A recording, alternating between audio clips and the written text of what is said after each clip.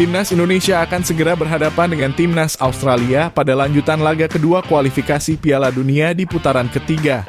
Kali ini giliran Timnas Indonesia menjamu tim tamu yang akan diisi oleh puluhan ribu supporter di Stadion Gelora Bung Karno.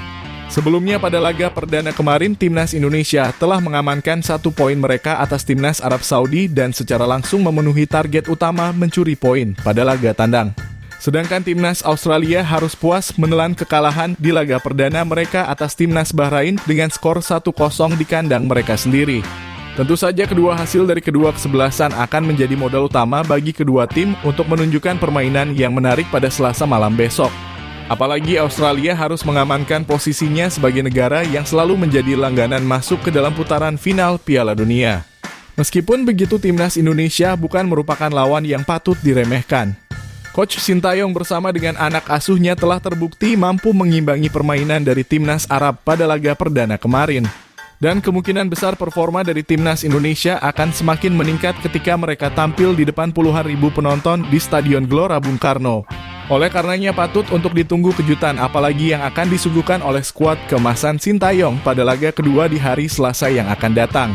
Dan berikut ini merupakan prediksi line up yang akan digunakan oleh Coach Sintayong pada laga kedua antara Timnas Indonesia melawan Timnas Australia di putaran ketiga kualifikasi Piala Dunia 2026.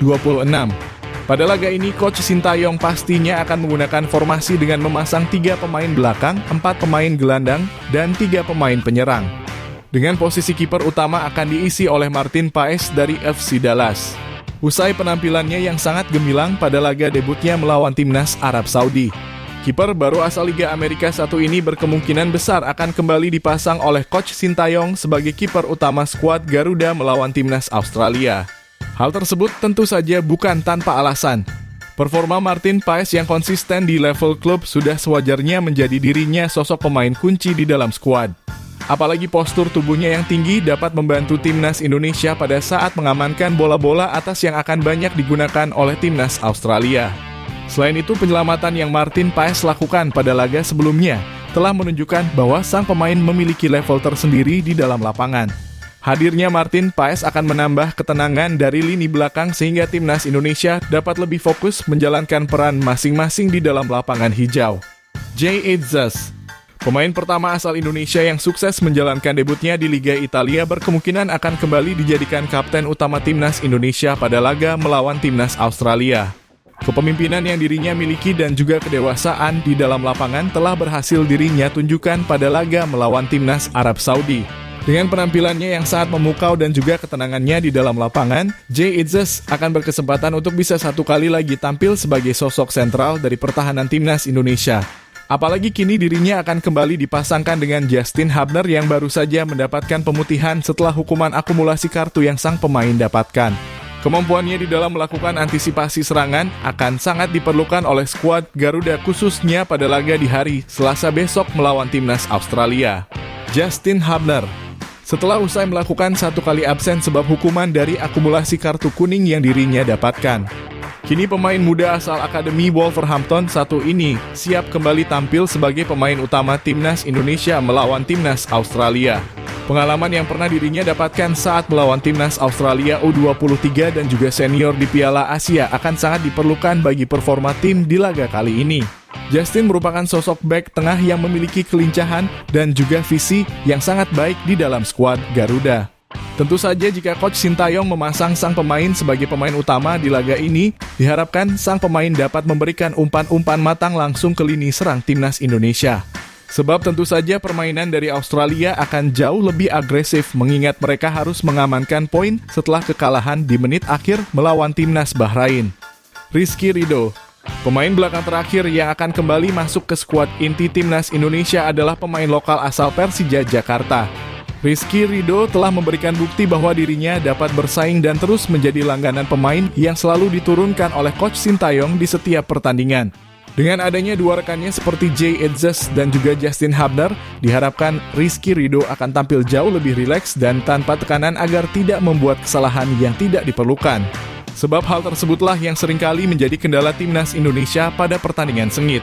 Banyak dari pemain belakang yang melakukan kesalahan fatal yang pada akhirnya membuat tim lawan berhasil mencuri gol. Dengan kedalaman skuad yang sangat baik di garis pertahanan, tentu saja Rizky Ridho dapat tampil maksimal dan menunjukkan kualitasnya di dalam lapangan selama 90 menit jalannya pertandingan. Sandy Walsh, pemain asal KV Mechelen yang satu ini dipastikan kembali tampil di Stadio Gelora Bung Karno saat timnas Indonesia berhadapan dengan timnas Australia pada hari Selasa malam besok. Hal tersebut tak lepas dari kontribusinya pada proses gol yang berhasil dicetak oleh Ragnar Oratmangun dan juga pergerakan tanpa bolanya yang sangat impresif.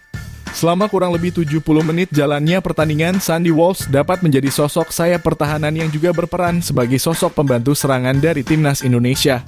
Bahkan pada babak pertama posisinya jauh lebih sering berada di dalam kotak timnas Arab Saudi dibandingkan dengan timnas Garuda.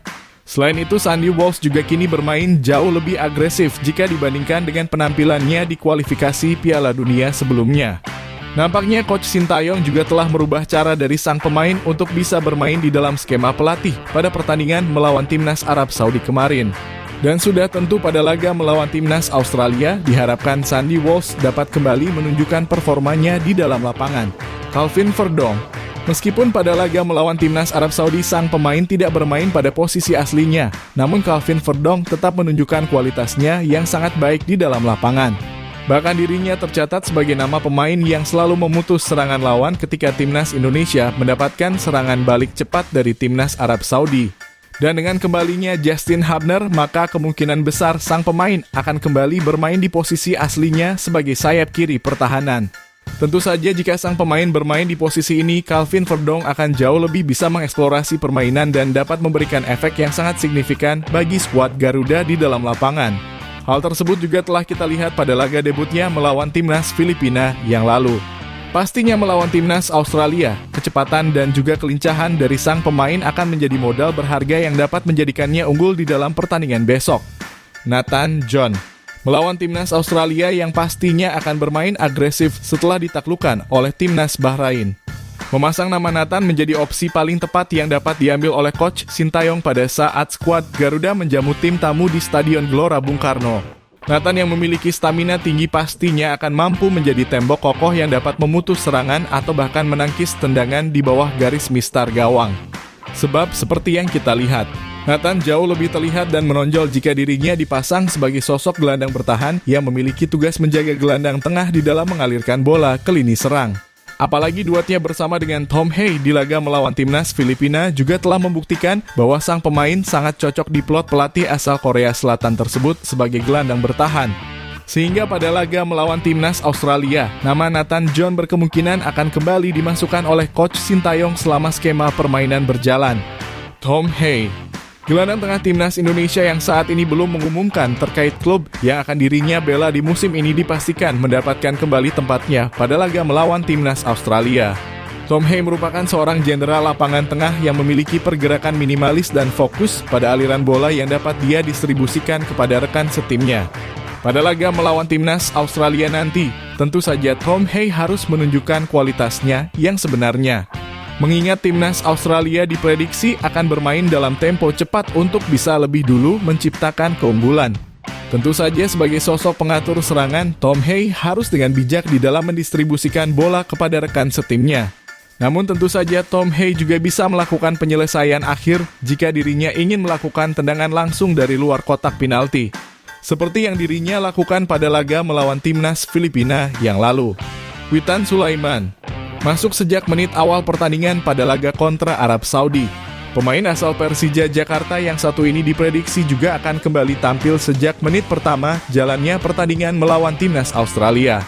Hal tersebut tak lepas dari skema permainan yang akan diterapkan oleh Coach Sintayong yang kini mengandalkan umpan 1-2 yang menjadi gaya permainan dari Witan Sulaiman. Pada saat melawan timnas Arab Saudi, bahkan Witan mampu memberikan assist kepada Ragnar Oratmangun melalui skema kerjasama cantiknya bersama dengan Rafael Struijk.